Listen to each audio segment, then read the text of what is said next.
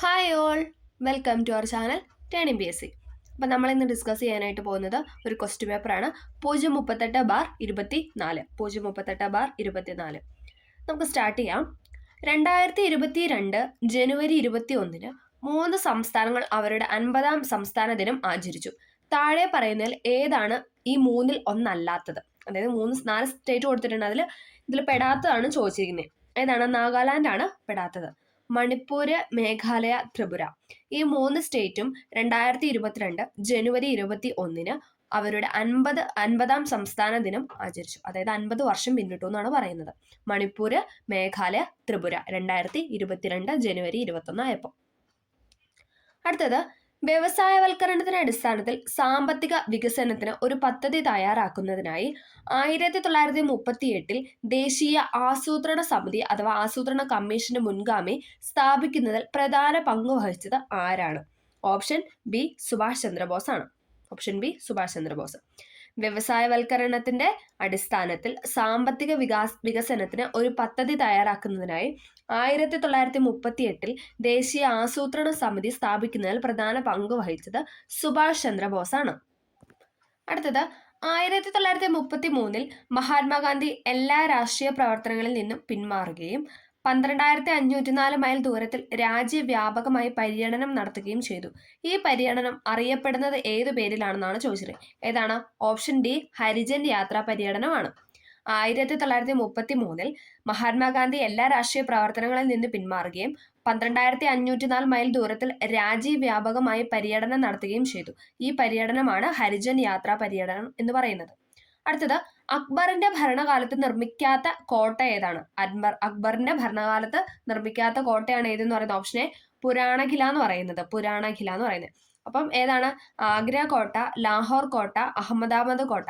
ഇത് മൂന്നും ഏതാണ്? അക്ബറിന്റെ ഭരണകാലത്ത് നിർമ്മിച്ച കോട്ടകളാണ്. ആഗ്ര കോട്ട, ലാഹോർ കോട്ട, അലഹബാദ് കോട്ട.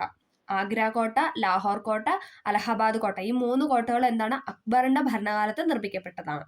അടുത്തത്, വയനാട്ടിലെ കാടുകളിൽ 1812 കൊളോണിയൽ ആദിവാസി വിരുദ്ധ കലാപത്തിന് നേതൃത്വം നൽകിയത് ആരാണ്? വയനാട്ടിലെ കാടുകൾ, ശരിക്കും കുറിച്യ കലാപം എന്ന് ചോദിച്ചാൽ മതിയാണെന്നല്ലേ. 1812 കൊളോണിയൽ ആദിവാസി വിരുദ്ധ കലാപത്തിന് നേതൃത്വം നൽകിയത് ആരാണ്? ഓപ്ഷൻ എ രാമനമ്പിയാണ്. ഓക്കെ. അടുത്തത്, കല്ലുമാല സമരത്തിലോ അല്ലെങ്കിൽ പെരിനാട് കലാപത്തിലോ ഉൾപ്പെട്ട കേരളത്തിലെ സാമൂഹിക പരിഷ്കർത്താവ്. കല്ലുമാല സമരത്തിൽ അല്ലെങ്കിൽ പെരിനാട് കലാപത്തിൽ ഉൾപ്പെട്ട സാമൂഹിക പരിഷ്കർത്താവാണ് ആരെന്ന് പറയുന്നത്? Option B Ayyankali. എല്ലാവർക്കും അറിയാം, അയ്യങ്കാളിയാണ് കല്ലുമാല സമരത്തിലും പെരിനാട് കലാപത്തിലൊക്കെ ഉൾപ്പെട്ട കേരളത്തിലെ സാമൂഹിക പരിഷ്കർത്താവ്. കേരളം സമ്പൂർണ്ണ സാക്ഷരതയുള്ള സംസ്ഥാനമായി പ്രഖ്യാപിച്ച വർഷം ഏതാണ്? കേരളം സമ്പൂർണ്ണ സാക്ഷരതയുള്ള സംസ്ഥാനമായി പ്രഖ്യാപിച്ച വർഷമാണ് 1991. കേരളം സമ്പൂർണ്ണ സാക്ഷരതയുള്ള സംസ്ഥാനമായി പ്രഖ്യാപിച്ചത് 1991. അടുത്തത്, 2ാം ലോക മഹായുദ്ധത്തിലെ യുദ്ധക്കുറ്റവാളികൾ എവിടെയാണ് വിചാരണ ചെയ്യപ്പെട്ടത്? 2ാം ലോക മഹായുദ്ധത്തിലെ യുദ്ധക്കുറ്റവാളികൾ എവിടെയാണ് വിചാരണ ചെയ്യപ്പെട്ടത്? ഓപ്ഷൻ ഡി ന്യൂറംബർഗ് ആണ്. Option D Nuremberg. 2ാം ലോക മഹായുദ്ധത്തിലെ യുദ്ധക്കുറ്റവാളികൾ എവിടെയാണ് വിചാരണ ചെയ്യപ്പെട്ടതെന്ന് ചോദിച്ചാൽ ന്യൂറംബർഗിലാണ്.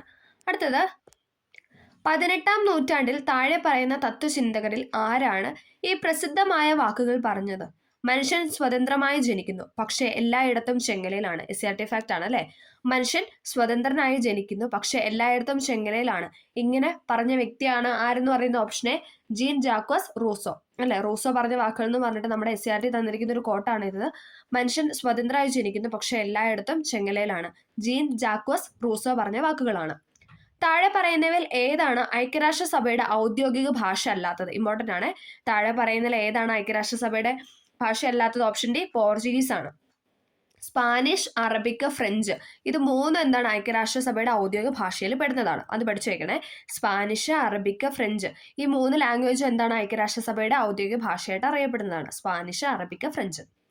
ദേശീയ ജലപാത നിയമം 2016 പ്രകാരം കൊല്ലം മുതൽ കോട്ടപ്പുറം വരെ നീളുന്ന ദേശീയ ജലപാത 3 ഏത് സ്ഥലം വരെയാണ് നീട്ടിയത്? നമ്മൾ എപ്പോഴും പഠിച്ച ഒരു പോയിന്റ് ആണല്ലേ. ഓപ്ഷൻ സി കോഴിക്കോട് വരെയാണല്ലേ നീട്ടിയത്. ഇപ്പൊ ചിലപ്പം എന്താണ് കൊല്ലം മുതൽ കോഴിക്കോട് വരെയെന്നോ ഒക്കെ തന്നാൽ ഇപ്പം നിലവിൽ നമ്മൾ അതാണ് എഴുതേണ്ടത്. അപ്പം ദേശീയ ജലപാത നിയമം 2016 പ്രകാരം കൊല്ലം മുതൽ കോട്ടപ്പുറം വരെ നീളുന്ന ദേശീയ ജലപാത 3 അത് നീട്ടിയത് കോഴിക്കോട് വരെയാണ്. കോഴിക്കോട് വരെ.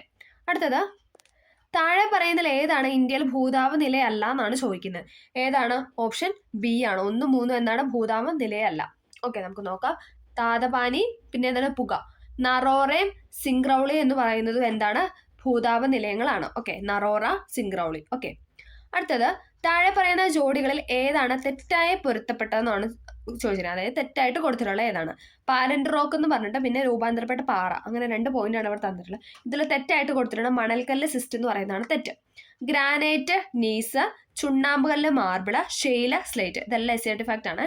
ഗ്രാനൈറ്റ് എന്ന് പറയുന്നത് ഗ്നീസ്, പിന്നെ എന്താണ്? അതിന്റെ രൂപാന്തരപ്പെട്ട പാറയാണ് ഗ്നീസ്. ചുണ്ണാമ്പുകല്ല് എവിടെ നിന്നാണ്? മാർബിളിൽ നിന്ന് രൂപാന്തരപ്പെട്ടതാണ്. ഷെയിലാണെങ്കിൽ സ്ലേറ്റിൽ നിന്ന്. ഓക്കെ, ഗ്രാനൈറ്റ്, ഗ്നീസ്, ചുണ്ണാമ്പുകല്ല്, marble, shale, slate.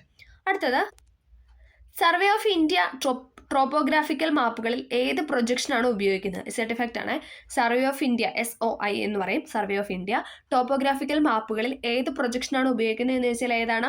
Option C, പോളികോണിക് ആണ്. ഓപ്ഷൻ സി, പോളികോണിക് ആണ് യൂസ് ചെയ്യുന്നത്. സർവേ ഓഫ് ഇന്ത്യ ട്രോപ്പോഗ്രാഫിക്കൽ മാപ്പുകളിൽ ഏത് പ്രൊജക്ഷനാണ് യൂസ് ചെയ്യുന്നതെന്ന് വെച്ചാൽ പോളികോണിക്. 2024 പുതുവർഷ ദിനത്തിൽ 7.5 സ്കെയിലിൽ ഭൂകമ്പവും വിനാശകരവുമായ സുനാമിയും അനുഭവിച്ച നോട്ടോ ഏത് ഏഷ്യൻ രാജ്യത്താണെന്നാണ് ചോദിച്ചത്. ഏതാണ്? ഓപ്ഷൻ ഡി, ജപ്പാനിലാണ്. എല്ലാവരും വാർത്തയൊക്കെ കണ്ടതാണ് അല്ലേ? 2024 പുതുവർഷ ദിനത്തിൽ 7.5 സ്കെയിലിൽ ഭൂകമ്പവും വിനാശകരമായ സുനാമിയും അനുഭവിച്ച നോട്ടോ ഏത് ഏഷ്യൻ രാജ്യത്താണെന്ന് ചോദിച്ചാൽ ഏതായിരുന്നു? ജപ്പാനിലായിരുന്നു കേട്ടോ, ജപ്പാനിൽ. അടുത്തത് ഇന്ത്യയിലെ പണനയത്തിന്റെ ഉപകരണങ്ങൾ കണ്ടെത്തുക. ഇന്ത്യയിലെ പണനയത്തിന്റെ ഉപകരണങ്ങൾ കണ്ടെത്താനാണ് പറഞ്ഞിരിക്കുന്നത്. ഓപ്ഷൻ ബി ആണ്. 1, 3 ആണ് ഇവിടെ കറക്റ്റ് ആയിട്ട് കൊടുത്തിട്ടുള്ളത്. 1 മാർജിനൽ സ്റ്റാൻഡിംഗ് ഫെസിലിറ്റി റേറ്റും നിയമാനുസൃത liquidity ratio. Marginal standing facility റേറ്റും നിയമാനുസൃത ലിക്വിഡിറ്റി റേഷ്യോ ആണ് ഇന്ത്യയിലെ പണനയത്തിന്റെ ഉപകരണങ്ങൾ. മാർജിനൽ സ്റ്റാൻഡിംഗ് ഫെസിലിറ്റി റേറ്റും നിയമാനുസൃത ലിക്വിഡിറ്റി റേഷ്യോയും. ഒരു സങ്കോചപരമായ ധനനയത്തിൽ സർക്കാർ എന്താണ് ചെയ്യുന്നത്?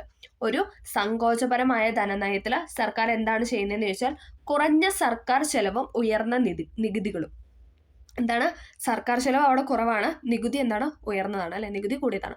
കുറഞ്ഞ സർക്കാർ ചെലവും ഉയർന്ന നികുതികളും. അടുത്തത് ഫാക്ടർ ചെലവിൽ GDP ഇതിന് തുല്യമാണ്. ഏതാണെന്നാണ് ചോദിച്ചത്. ഇതും SCERT ഫാക്ട് ആണ്. ഫാക്ടർ ചെലവിൽ GDP ഇതിന് തുല്യമാണെന്ന് പറഞ്ഞാൽ ഏതാണ്? ഓപ്ഷൻ എ ആണ്. വിപണി വിലയിലെ GDPയിൽ നിന്ന് അറ്റ പരോക്ഷ നികുതി കുറയ്ക്കണം. വിപണി വിലയിലെ GDPയിൽ നിന്ന് അറ്റ പരോക്ഷ നികുതി കുറയ്ക്കുമ്പോഴാണ് ഫാക്ടർ ചെലവിൽ GDP അതിന് തുല്യമാണെന്ന് പറയുന്നത്. വിപണി വിലയിലെ GDP അറ്റ പരോക്ഷ നികുതികൾ തമ്മിൽ കുറയ്ക്കുമ്പോൾ കിട്ടുന്നതാണ് ഫാക്ടർ ചെലവിലെ GDPയുടെ തുല്യമെന്ന് പറയുന്നത്. സർക്കാർ ഇന്ത്യയിൽ ഇൻഷുറൻസ് റെഗുലേറ്ററി അതോറിറ്റി നടപ്പിലാക്കിയത് ഏത് പഞ്ചവത്സര പദ്ധതി കാലത്താണ്? ഏതാണ്? ഓപ്ഷൻ ബി, 9ാം പഞ്ചവത്സര പദ്ധതി കാലത്താണ്.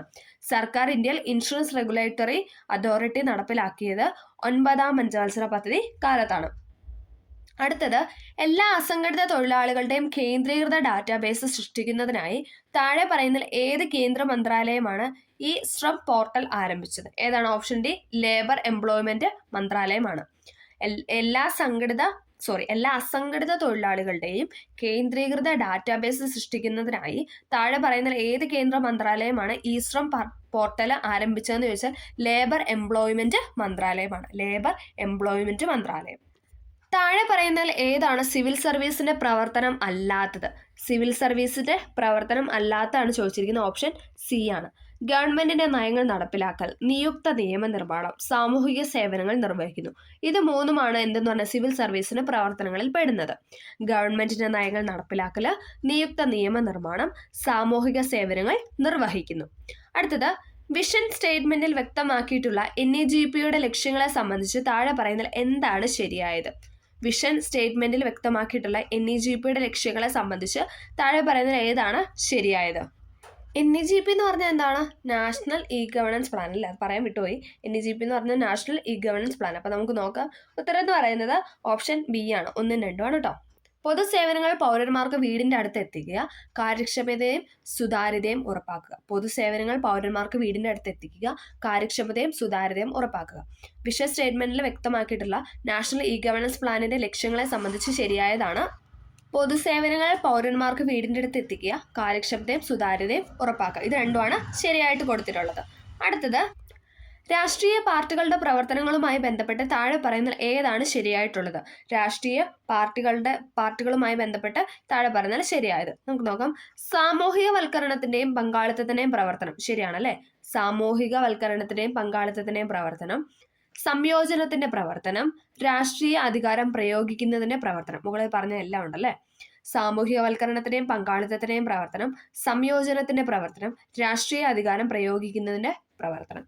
അടുത്തത്, COVID-19 പാൻഡമിക് സമയത്ത് സാമൂഹിക സുരക്ഷാ ആനുകൂല്യങ്ങൾക്കൊപ്പം പുതിയ തൊഴിൽ സൃഷ്ടിക്കുന്നതിനും തൊഴിൽ നഷ്ടം പുനഃസ്ഥാപിക്കുന്നതിനും പ്രോത്സാഹനം നൽകുന്നതിനുമായി കേന്ദ്ര സർക്കാർ അവതരിപ്പിച്ച പദ്ധതിയുടെ പേരെന്താണ്?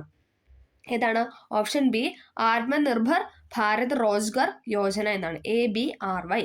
COVID-19 പാൻഡമിക് സമയത്ത് സാമൂഹിക സുരക്ഷാ ആനുകൂല്യങ്ങൾക്കൊപ്പം പുതിയ തൊഴിൽ സൃഷ്ടിക്കുന്നതിനും തൊഴിൽ നഷ്ടം പുനഃസ്ഥാപിക്കുന്നതിനും പ്രോത്സാഹനം നൽകുന്നതിനുമായി കേന്ദ്ര സർക്കാർ അവതരിപ്പിച്ച പദ്ധതിയുടെ പേരാണ് ഇതെന്ന് പറയുന്നത് ആത്മനിർഭർ ഭാരത് റോസ്ഗർ യോജന. ആത്മനിർഭർ ഭാരത് റോസ്ഗർ യോജന, ABRY. ആത്മനിർഭർ ഭാരത് റോസ്ഗർ യോജന എന്ന് പറയുന്നത്.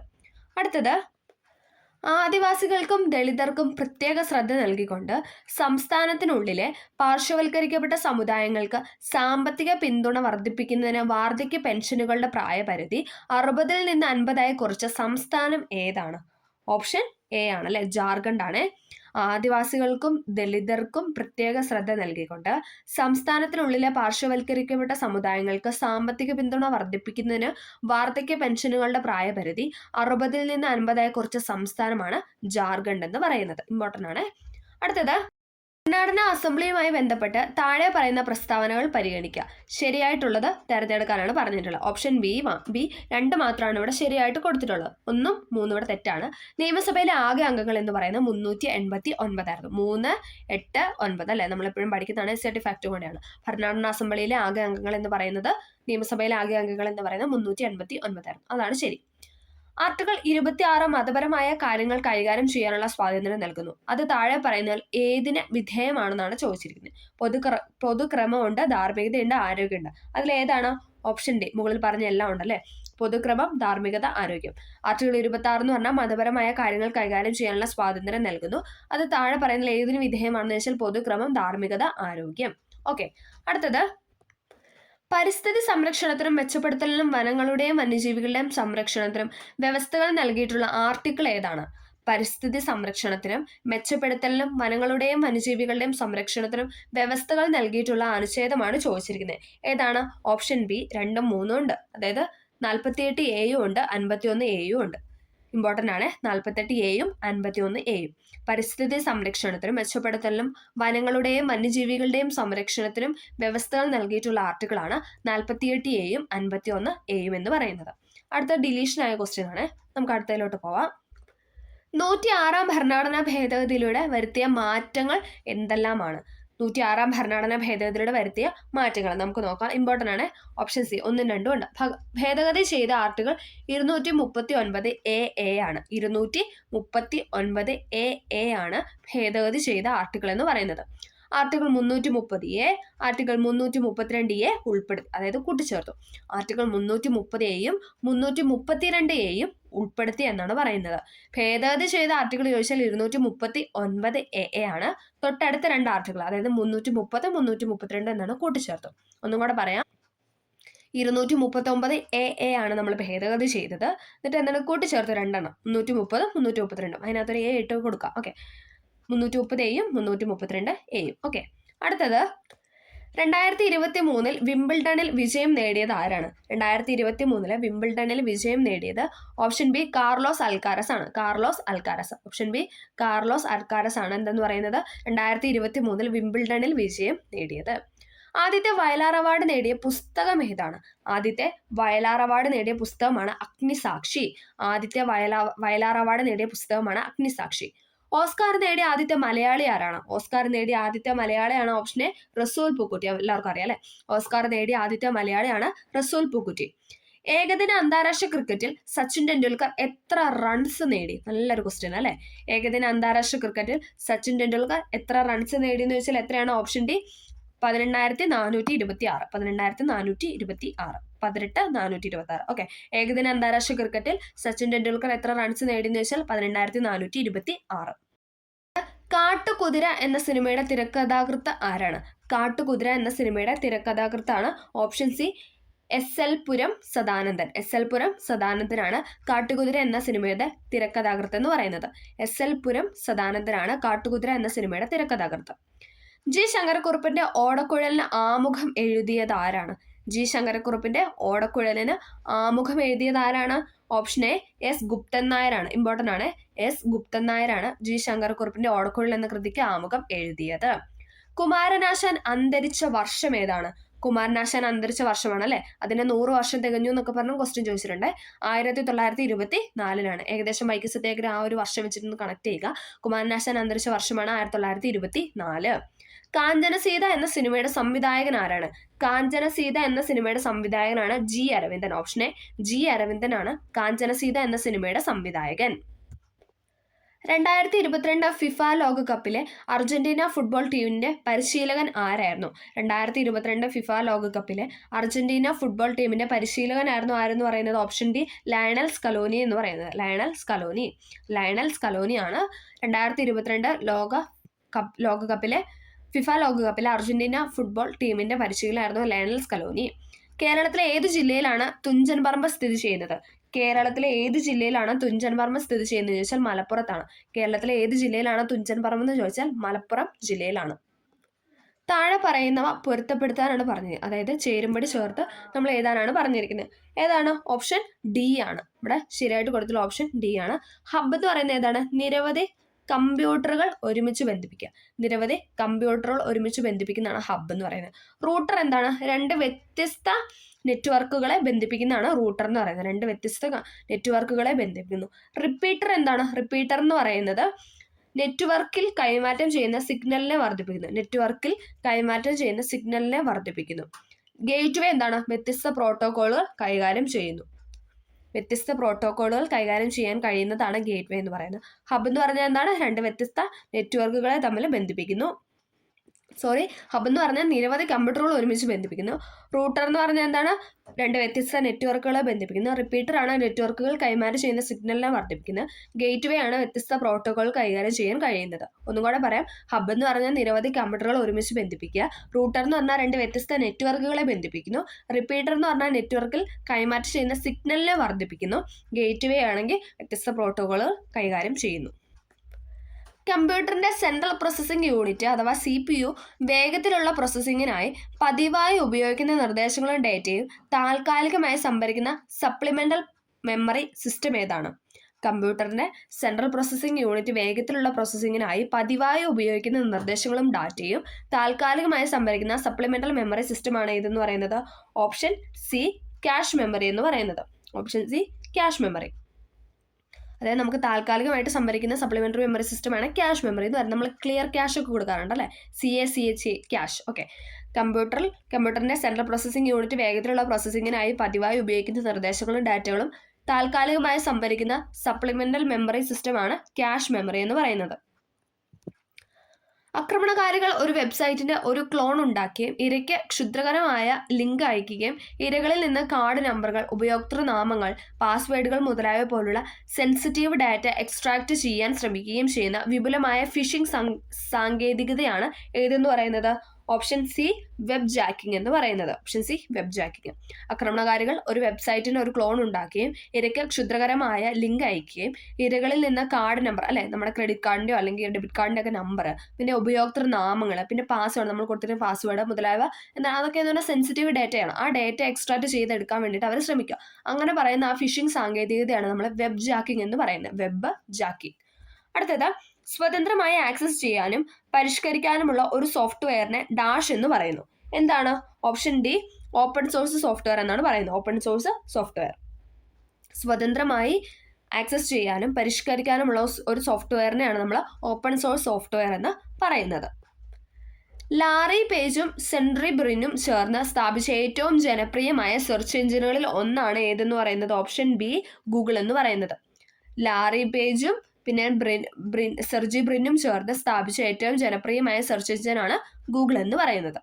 താഴെ പറയുന്നതിൽ ഏതാണ് 2018 ആരംഭിച്ച സർക്കാർ ആരോഗ്യ ഇൻഷുറൻസ് പദ്ധതി?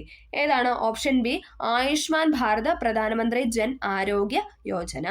താഴെ പറയുന്നതിൽ ഏതാണ് 2018 ആരംഭിച്ച സർക്കാർ ആരോഗ്യ ഇൻഷുറൻസ് പദ്ധതി എന്ന് ചോദിച്ചാൽ ആയുഷ്മാൻ ഭാരത് പ്രധാനമന്ത്രി ജൻ ആരോഗ്യ യോജന. 2018 ഓർക്കണേ. ആയുഷ്മാൻ ഭാരത് പ്രധാനമന്ത്രി ജൻ ആരോഗ്യ യോജന 2018 ആരംഭിച്ച സർക്കാർ ആരോഗ്യ ഇൻഷുറൻസ് പദ്ധതിയാണ്. അടുത്തത്, താഴെ പറയുന്ന പുനരുപയോഗ ഊർജ്ജ സ്രോതസ്സുകളിൽ ഇന്ത്യയിലെ വൈദ്യുത ഉൽപാദനത്തിൽ അവയുടെ സംഭാവന കുറയുന്ന ക്രമത്തിൽ ക്രമീകരിക്കാനാണ് പറഞ്ഞിരിക്കുന്നത്. ഏതാണ്? ഓപ്ഷൻ ഡി ആണ്. സൗരോർജം, ദെൻ കാറ്റിന്റെ ശക്തി, ബയോമാസ്. കുറയുന്ന ക്രമത്തിലാണ് സൗരോർജം, കാറ്റിന്റെ ശക്തി, ബയോമാസ്. സൗരോർജം, കാറ്റ് ശക്തി, ബയോമാസ്. താഴെ പറയുന്നതിൽ ഏതാണ് ഇന്ത്യൻ വംശജരുടെ ഉപഗ്രഹം അല്ലാത്തത് എന്നാണ് ചോദിച്ചത്. ഓപ്ഷൻ ബി ആണ്. IXPE ആണ്. എക്സ്പോസാറ്റും SROSCയും ഹൈസിസും എന്നൊക്കെ പറയുന്നത് എന്താണ്? ഇന്ത്യൻ വംശജരുടെ ഉപഗ്രഹങ്ങളാണ്. IXPE എന്ന് പറയുന്നത് ഇന്ത്യൻ വംശജരുടെ അല്ല. അടുത്തത്, ജൈവ വൈവിധ്യത്തെക്കുറിച്ചുള്ള കൺവെൻഷനെ കുറിച്ചുള്ള താഴെ പറയുന്ന പ്രസ്താവനകൾ പരിഗണിക്കുക. ജൈവ വൈവിധ്യത്തെക്കുറിച്ചുള്ള കൺവെൻഷനെ കുറിച്ചുള്ള താഴെ പറയുന്ന പ്രസ്താവന പരിഗണിക്കാനാണ് പറഞ്ഞിരിക്കുന്നത്. ഉത്തരം എന്ന് പറയുന്നത് ഏതാണ്? ഓപ്ഷൻ ഡി ആണ്. 1, 2, 3, 4 ഉണ്ട്. നമുക്കൊന്ന് നോക്കാം. ജൈവ വൈവിധ്യത്തിന്റെ സംരക്ഷണത്തിനും സുസ്ഥിര ഉപയോഗത്തിനുമുള്ള പ്രധാന അന്താരാഷ്ട്ര ഉടമ്പടിയാണ് ഇതെന്ന് പറയുന്നത് ജൈവ വൈവിധ്യ കൺവെൻഷൻ എന്ന് പറയുന്നത്. ഓക്കെ, അത് ശരിയാണ്. ദേശീയ തലത്തിലുള്ള പ്രവർത്തനത്തിലൂടെയാണ് ഇത് പ്രാഥമികമായി നടപ്പിലാക്കുന്നത്. ദേശീയ തലത്തിലുള്ള പ്രവർത്തനത്തിലൂടെയാണ് ഇത് പ്രാഥമികമായി നടപ്പിലാക്കുന്നത്. ദേശീയ ജൈവ വൈവിധ്യ തന്ത്രങ്ങളും പ്രവർത്തന പദ്ധതികളും ദേശീയ തലത്തിൽ കൺവെൻഷൻ നടപ്പിലാക്കുന്നതിനുള്ള പ്രധാന ഉപകരണങ്ങളാണ്. എന്താ പറഞ്ഞത്? ദേശീയ ജൈവ വൈവിധ്യ തന്ത്രങ്ങളും പ്രവർത്തന പദ്ധതികളും ദേശീയ തലത്തിൽ കൺവെൻഷൻ നടപ്പിലാക്കുന്നതിനുള്ള പ്രധാന ഉപകരണങ്ങളാണ്. ഒരു ദേശീയ ജൈവ വൈവിധ്യ തന്ത്രം തയ്യാറാക്കാനും ഈ തന്ത്രം ജൈവ വൈവിധ്യത്തിൽ പോസിറ്റീവ് നെഗറ്റീവ് സ്വാധീനം ചെലുത്താൻ കഴിയുന്ന മേഖലകളുടെ ആസൂത്രണത്തിലേക്ക് ഈ തന്ത്രത്തെ മുഖ്യധാരയാക്കാനും രാജ്യങ്ങൾ ആവശ്യപ്പെടുന്നു. ഇതെല്ലാം ശരിയാണെന്നാണ് കേട്ടോ പറയുന്നത്. ജൈവ വൈവിധ്യത്തിന്റെ സംരക്ഷണത്തിനും സുസ്ഥിര ഉപയോഗത്തിനുമുള്ള പ്രധാന അന്താരാഷ്ട്ര ഉടമ്പടിയാണ് ജൈവ വൈവിധ്യ കൺവെൻഷൻ. ദേശീയ തലത്തിലുള്ള പ്രവർത്തനത്തിലൂടെയാണ് ഇത് പ്രാഥമികമായി നടപ്പിലാക്കുന്നത്. ദേശീയ ജലവൈവിധ്യ തന്ത്രങ്ങളും പ്രവർത്തന പദ്ധതികളും ദേശീയ തലത്തിൽ കൺവെൻഷൻ നടപ്പിലാക്കുന്നതിനുള്ള പ്രധാന ഉപകരണങ്ങളാണ്. ഒരു ദേശീയ ജൈവ വൈവിധ്യ തന്ത്രം തയ്യാറാക്കുന്നതിനും ഈ തന്ത്രം ജൈവ വൈവിധ്യത്തിൽ സ്വാധീനം ചെലുത്താൻ കഴിയുന്ന മേഖലകളുടെ ആസൂത്രണത്തിലേക്ക് ഈ തന്ത്രത്തെ മുഖ്യധാരയാക്കാനും രാജ്യങ്ങൾ ആവശ്യപ്പെടുന്നു എന്നാണ് പറഞ്ഞു വെക്കുന്നത്. അടുത്ത ക്വസ്റ്റ്യൻ, സൂര്യഭൗമ വ്യവസ്ഥയിലൂടെ ലാഗ്രാഞ്ച് പോയിന്റിന്റെ ദൂരം എത്രയാണ്? സൂര്യഭൗമ വ്യവസ്ഥയുടെ ലാഗ്രാഞ്ച് പോയിന്റിന്റെ ദൂരമാണ് ചോദിക്കുന്നത്. ഏതാണ്? ഓപ്ഷൻ എ ആണ്. ഭൂമിയിൽ നിന്ന് 1.5 ദശലക്ഷം കിലോമീറ്റർ അകലെയാണ്. ഭൂമിയിൽ നിന്ന് 1.5 ദശലക്ഷം കിലോമീറ്റർ അകലെയാണ് സൂര്യഭൗമ വ്യവസ്ഥയുടെ ലാഗ്രാഞ്ച് പോയിന്റിന്റെ ദൂരം എന്ന് പറയുന്നത്. ഭൂമിയിൽ നിന്ന് 1.5 ദശലക്ഷം കിലോമീറ്റർ അകലെ. ഓക്കെ, അപ്പൊ നമ്മളിവിടെ 50 ക്വസ്റ്റ്യൻസ് ആണ് അല്ലെ ഡിസ്കസ് ചെയ്തത്. SCERT ആയി ബന്ധപ്പെട്ട ക്വസ്റ്റ്യൻസും അതോടൊപ്പം കുറച്ച് കട്ടിയുള്ള ക്വസ്റ്റ്യൻസ് ഒക്കെ ആയിരുന്നു. അപ്പൊ നമ്മൾ എന്താണ് എപ്പോഴും 10th ലെവൽ മാത്രമല്ല നമ്മൾ എല്ലാ ലെവലിലുള്ള ക്വസ്റ്റ്യൻ പേപ്പർ ചെയ്താലേ നമുക്ക് ഒരു പ്രാക്ടീസ് കിട്ടിയാലേ നമുക്ക് പുതിയ പുതിയ ക്വസ്റ്റ്യൻസ് ഒക്കെ നമുക്ക് ആൻസർ ചെയ്യാനായിട്ട് സാധിക്കത്തുള്ളൂ അല്ലെ. ഏത് മേഖലയിൽ നിന്നുള്ള ചോദ്യങ്ങളൊക്കെ വന്നേക്കണേ നമുക്ക് മനസ്സിലാകത്തുള്ളൂ. അപ്പൊ എല്ലാവർക്കും ഈ വീഡിയോ ഹെൽപ്ഫുൾ ആയെന്ന് വിചാരിക്കുന്നു. ഹെൽപ്ഫുൾ ആയെങ്കിൽ ഒന്ന് സബ്സ്ക്രൈബ് ചെയ്ത് ലൈക്ക് ചെയ്ത് സപ്പോർട്ട് ചെയ്യുക. ഓക്കെ, എന്തെങ്കിലും ഡൗട്ട് ഉണ്ടെങ്കിൽ തീർച്ചയായും കമന്റ് ആയിട്ട് രേഖപ്പെടുത്തുക. അപ്പോൾ ഓക്കെ, താങ്ക് യു.